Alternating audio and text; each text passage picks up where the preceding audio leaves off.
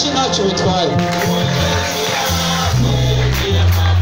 Haleluya, ni mwana wishaka kuyamamara, uwo mwami w'abami niyamamare. Haleluya, mwana wishaka kuyamamara, ibaze Imana ntacyo bitwaye. Uwo munsi ni mwana wishaka kuyamamara, Yesu mwami w'abami niyamamare. Haleluya, amashi amashi amashi amashi.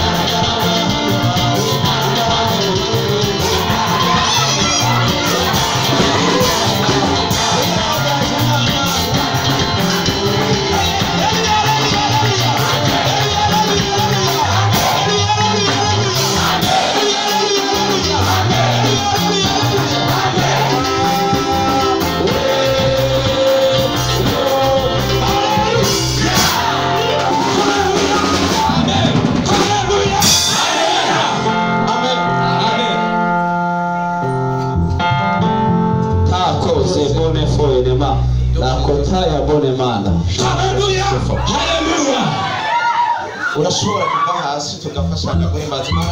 Haleluya. Kabiri gatatu. Ntacyo Yesu azamamara. Ko biri kose ntacyo bitwaye.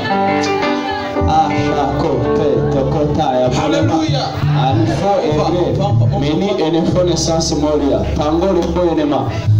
Aya shaya drele fo nesase moria. Hano mwemera kuvugana. Hari abantu bemera kuvuga Imana. Yego. Bavuga ngo fire.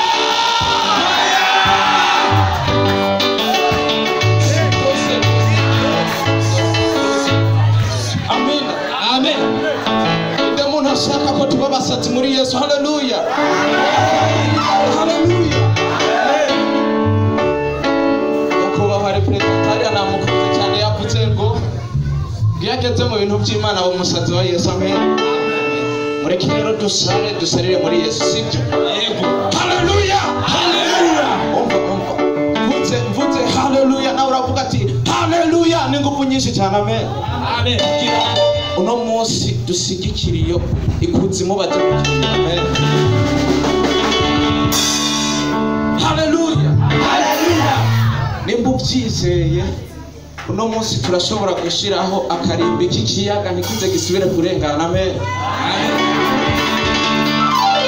Yesu yabwiye abigishwa biwe ngo nimwagira ukwizera kungana n'agatete ka Sinaka. Amen. Muzobwira imisozi yimuke. Haleluya. Haleluya. Kano kanya rero turashobora kurema ikirere cyiza kiri muri kazoza tukazi.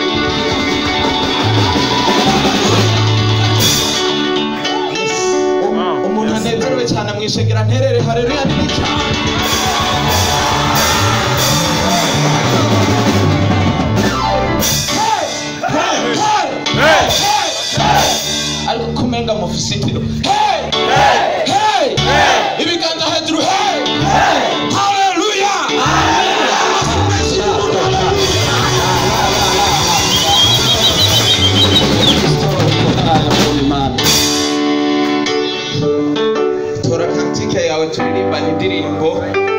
16 amen.